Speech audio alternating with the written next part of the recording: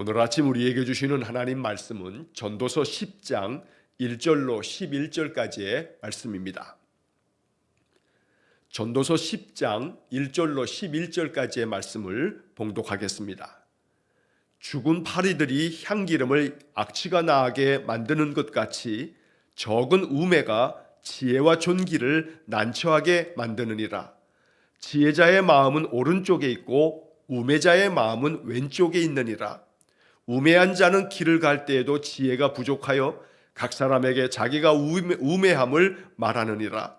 주권자가 내게 분을 일으키거든 너는 내 자리를 떠나지 말라. 공손함이 큰 허물을 용서받게 하느니라.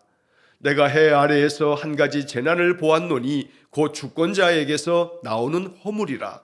우매한 자가 크게 높은 지위들을 얻고 부자들이 낮은 지위에 앉는도다.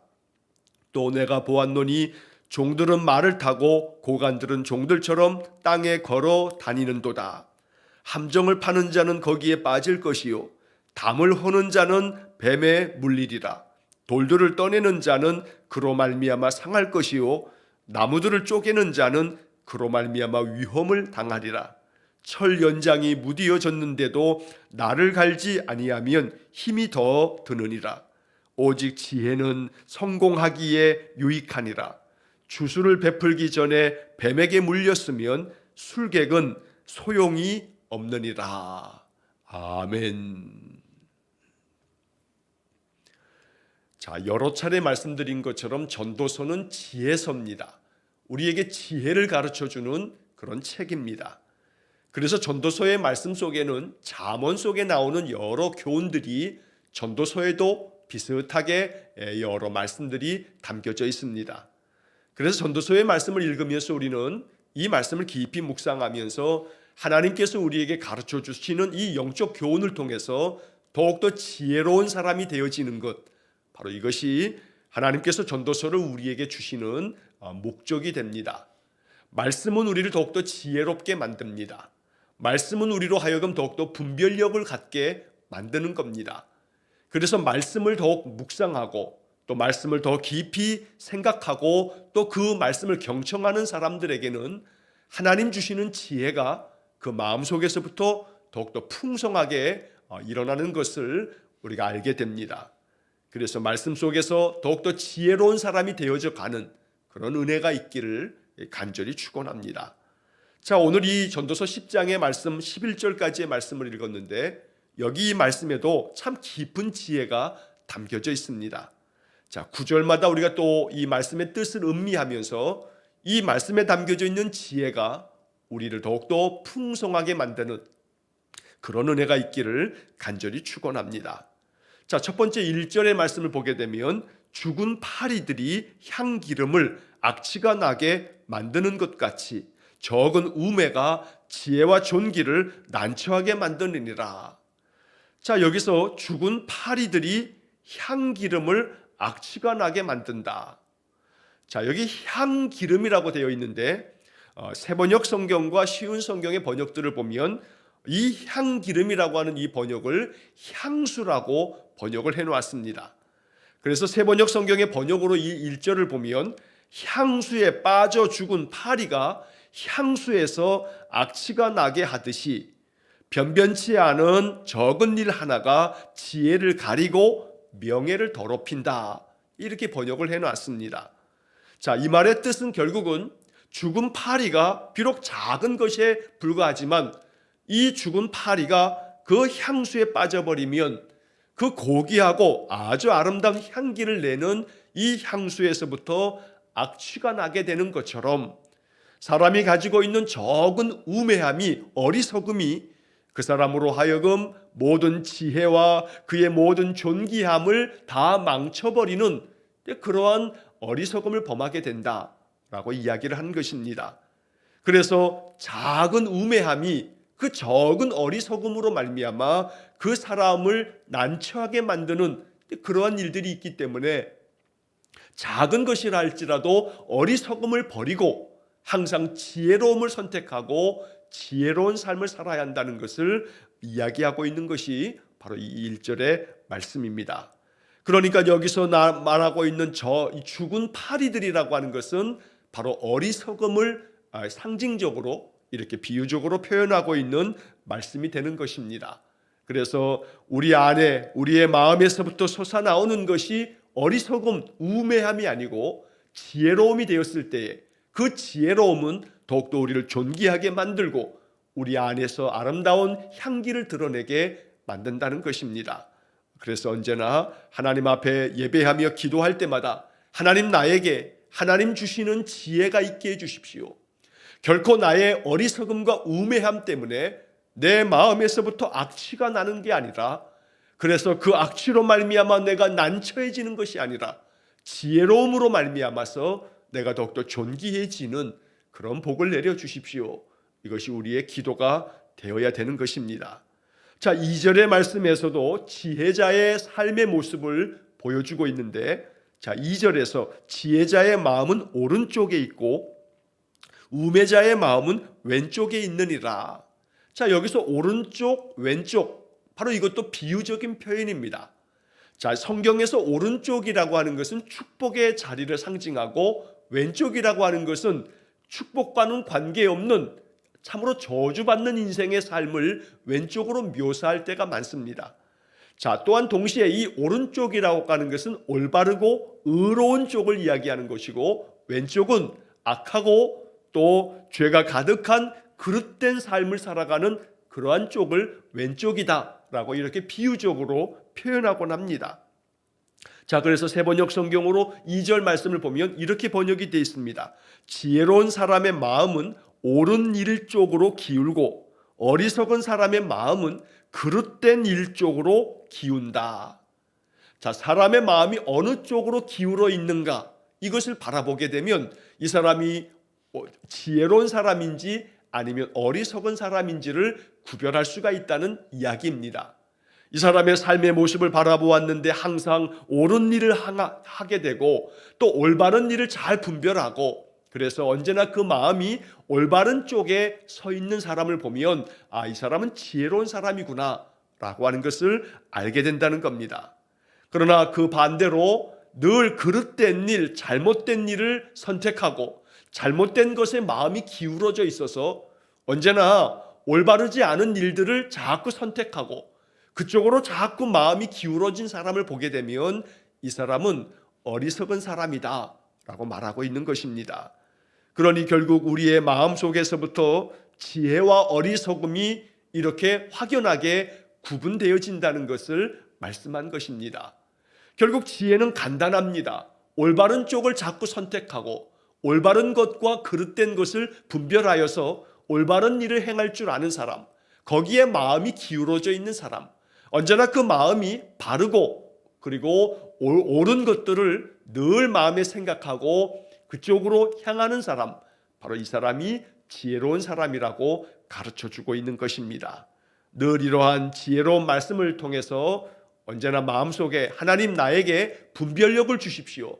무엇이 올바른 것인지 무엇이 잘못된 것인지를 하나님의 기준에서 하나님의 관점에서 잘 분별하여서 결코 내 육신의 생각 때문에 잘못된 것, 그릇된 것을 선택하지 아니하고 언제나 하나님께서 주시는 그 영적 지혜를 가지고 올바른 것을 선택하며 그러한 일에 더욱더 힘쓸 수 있는 그런 지혜로운 인생이 되게 해주십시오. 바로 이것이 우리의 마음의 간절한 기도가 되어야겠습니다. 자, 3절의 말씀에 보면 우매한 자는 길을 갈 때에도 지혜가 부족하여 각 사람에게 자기가 우매함을 말하느니라.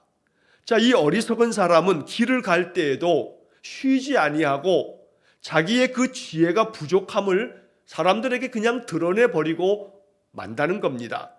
여기 길을 갈 때에도 라고 하는 이 비유적인 표현은 쉬지 아니하고 계속해서 자기의 그 어리석음을 들추어낸다는 이야기입니다.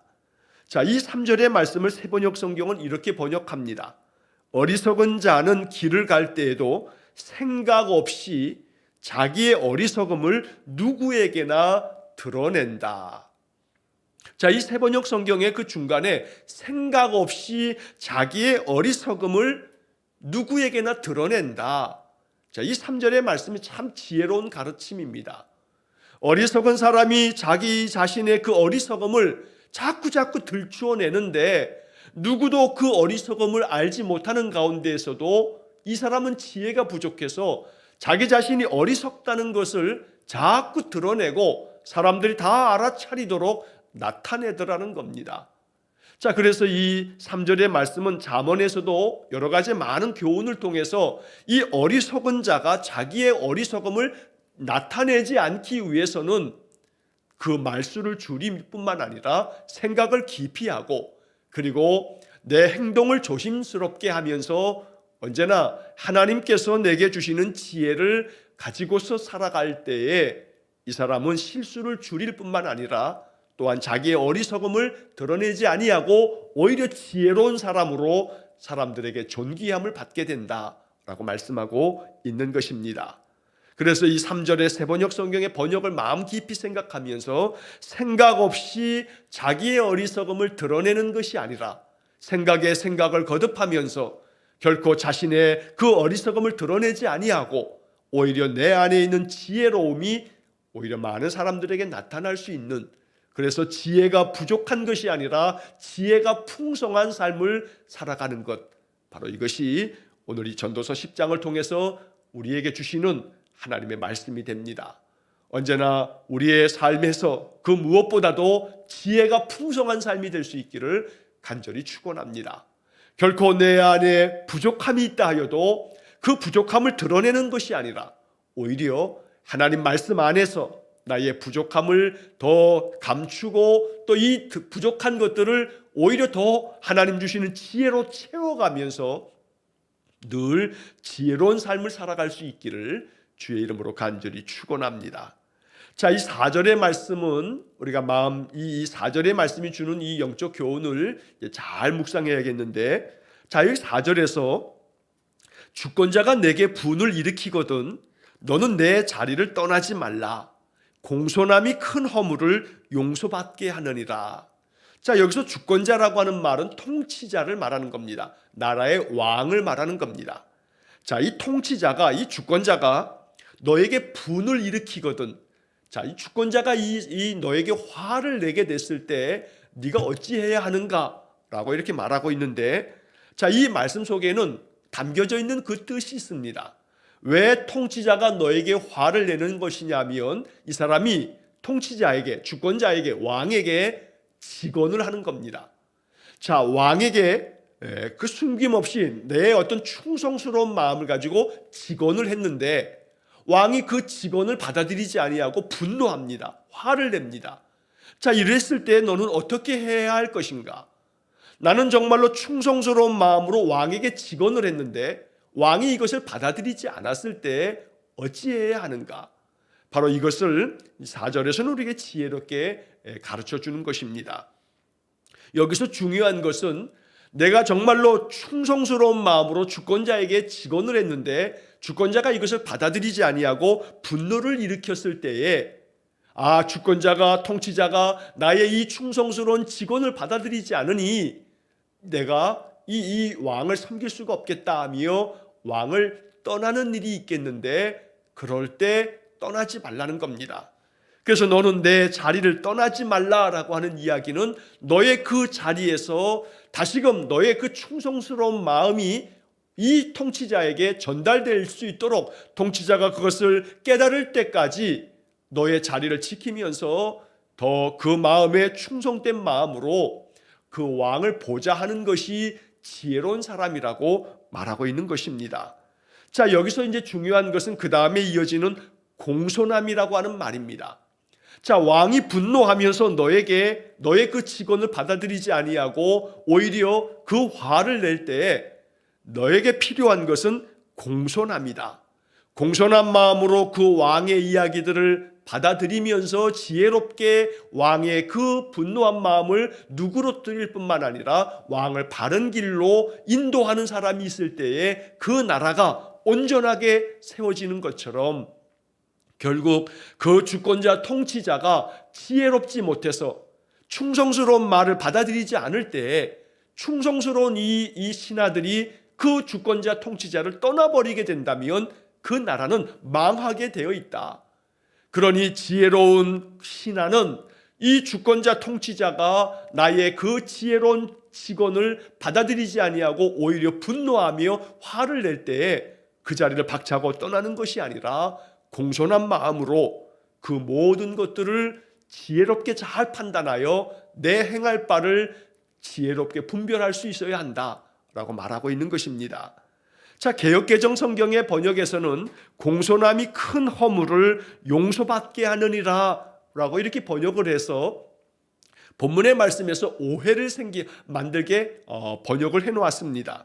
그래서 마치 주권자가 분을 일으켰을 때에 내가 허물이 있거나 내가 잘못이 있어서 그 나의 잘못에 대해서 분을 내는 것처럼 이렇게 번역이 되어 있어서 이 4절 말씀을 개역개정 성경으로 읽을 때에 우리가 이 이야기를 잘못 오해할 수가 있다는 겁니다.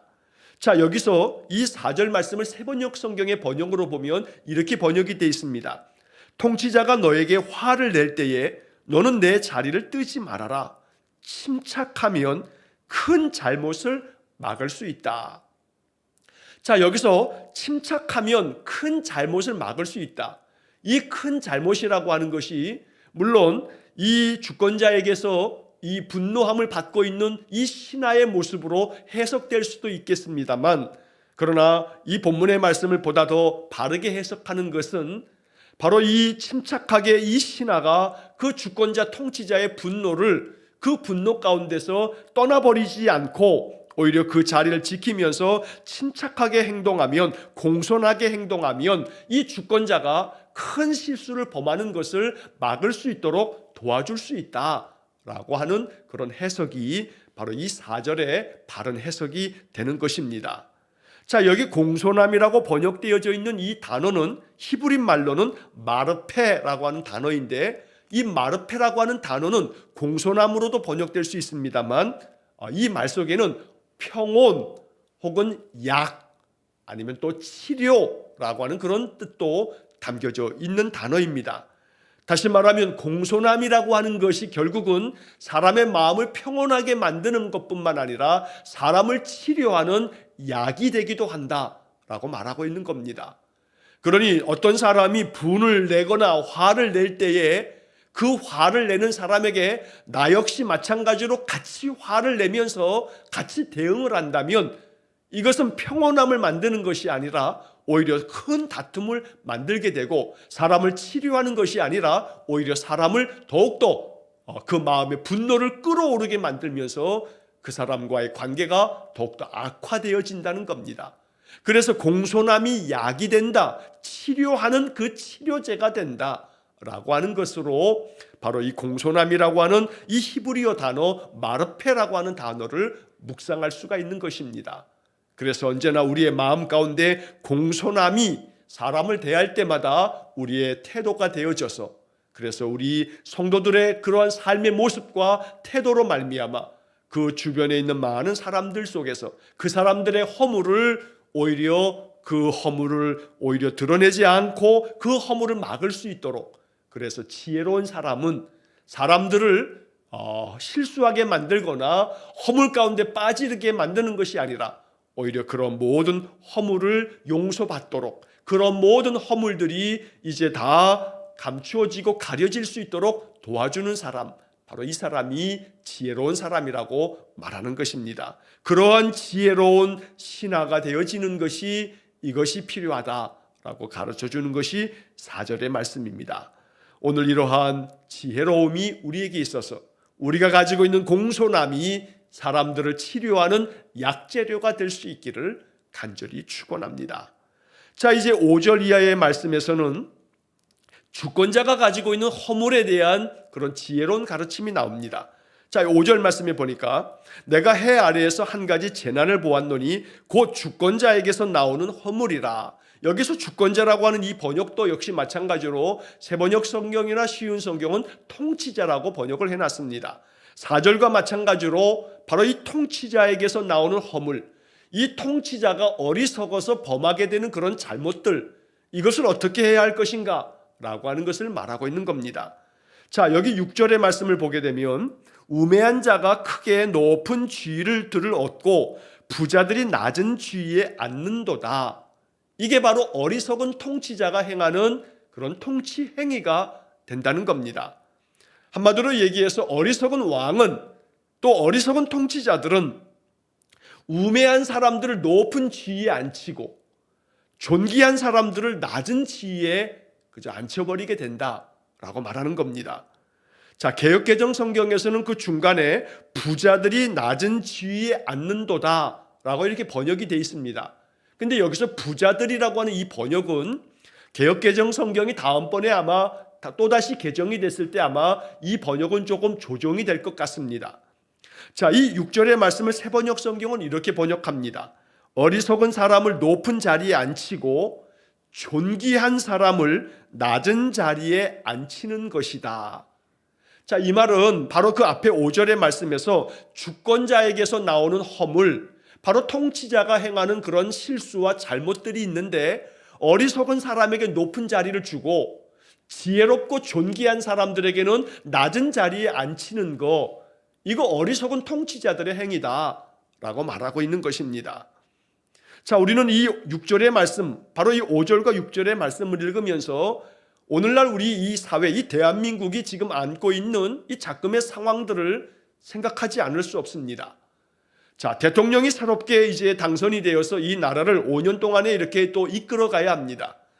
그런데 지금까지 이제 한 반년이 넘도록 이 대통령이 무엇보다도 이 나라를 이끌어감에 있어서 여러 장관들을 세울 때 무엇보다 인사가 대단히 이 국정을 수행함에 있어서 중요한 일인데 인사를 행할 때마다 자기가 검찰총장 출신이기에 그저 검사들 중심으로 해서 많은 사람들을 자기 가까이에 세워두었다 해서 여론이 계속해서 부정적인 여론이 훨씬 더 많습니다.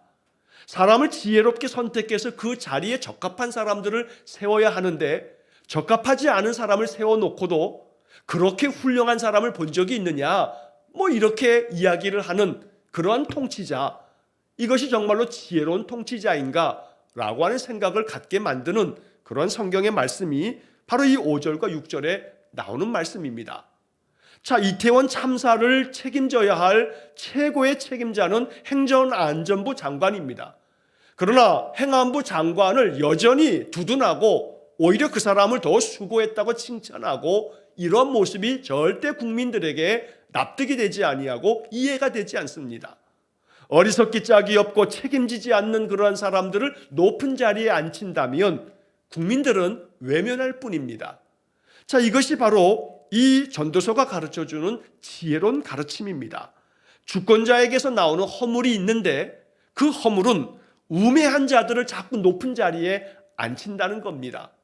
국민들의 여론이 그저 과반수 이상이 훨씬 많은 사람들이 부정적으로 판단하는 사람이 있다면 비록 그 사람을 선택하였다 할지라도 내가 더 잘못된 선택을 한 것이구나 깨닫고 그 사람들을 내릴 줄 알아야 하는데 고집스럽게 자꾸 어리석기 짝이 없는 적합하지 않은 사람들을 높은 자리에 앉히게 되어진다면 결국 사람들의 마음은 떠나가게 되어 있습니다.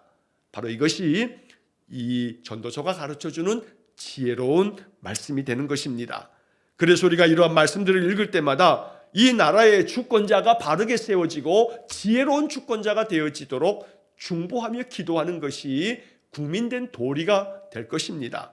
그래서 지혜로운 그러한 주권자가, 통치자가 이 나라를 참으로 지혜롭게 잘 이끌어갈 수 있도록 기도해야 하는 것, 바로 이것이 성도의 책무가 되는 것입니다. 자, 7절의 말씀도 같은 맥락의 말씀입니다. 또 내가 보았노니 종들은 말을 타고 고관들은 종들처럼 땅에 걸어 다니는도다. 자, 이 말은 말을 탄다라고 하는 것은 아주 그 사람의 지위가 높은 것을 말합니다.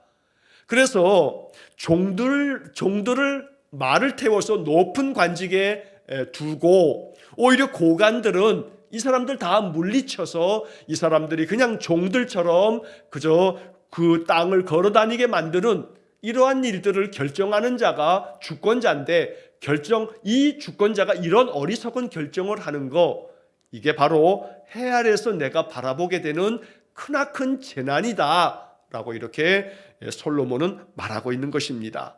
그래서 이 5절과 6절과 7절의 말씀에서 바로 그 5절을 시작하면서 내가 해 아래에서 한 가지 재난을 보았나니, 자, 여기 재난이라고 말하고 있습니다.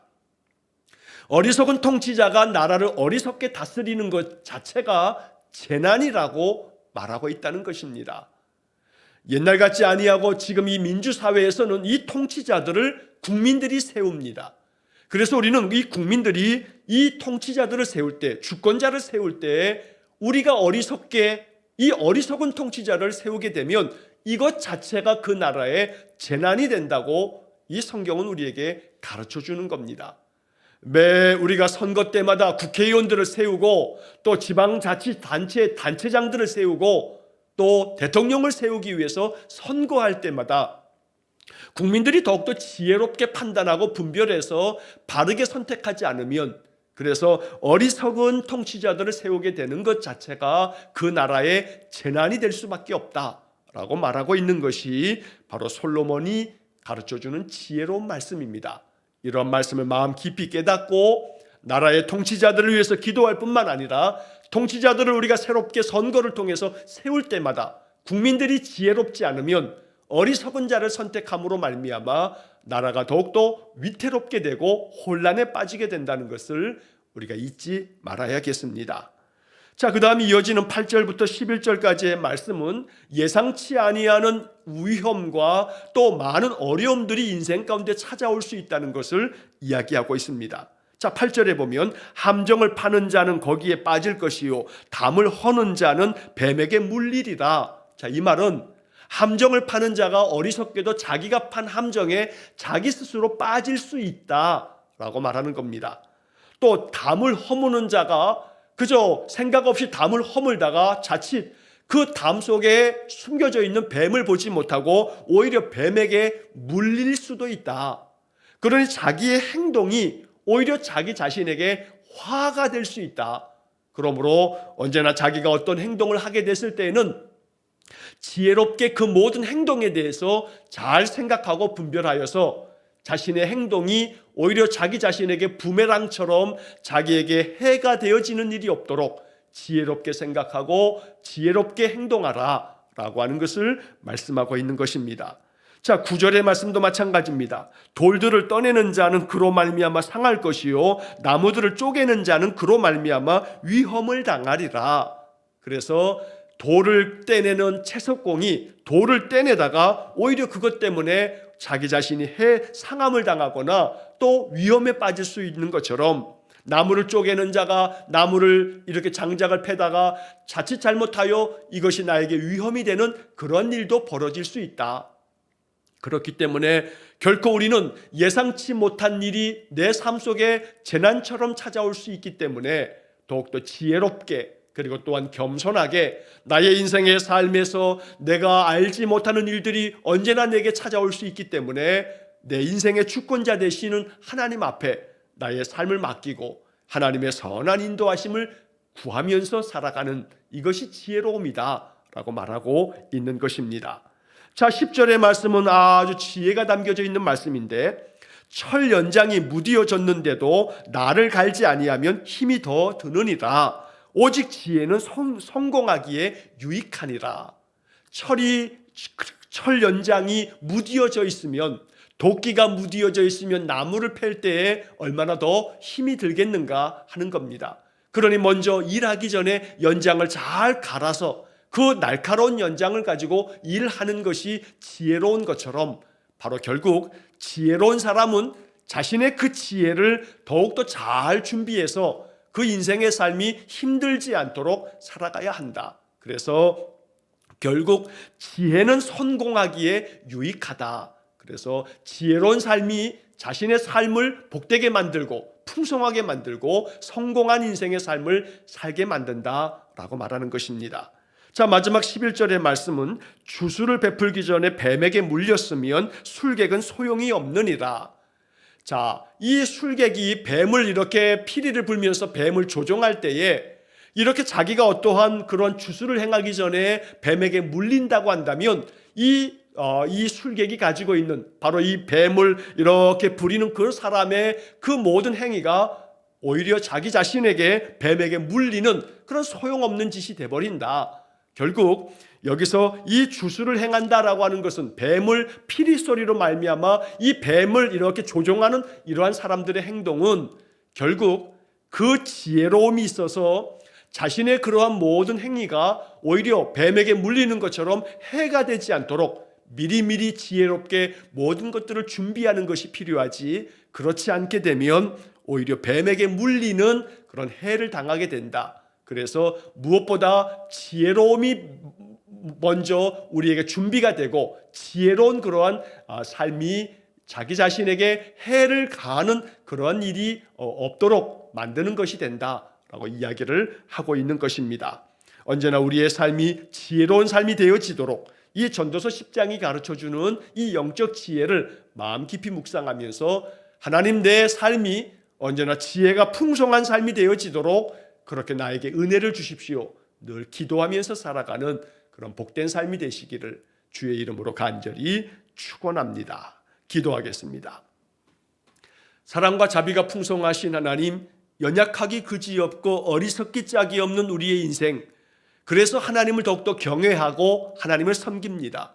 왜냐하면 하나님은 지혜의 근원이셔서 우리에게 지혜를 주시는 분이시기에 오늘도 간절한 마음으로 예배하며 하나님 주시는 지혜가 우리에게 충만하기를 원합니다.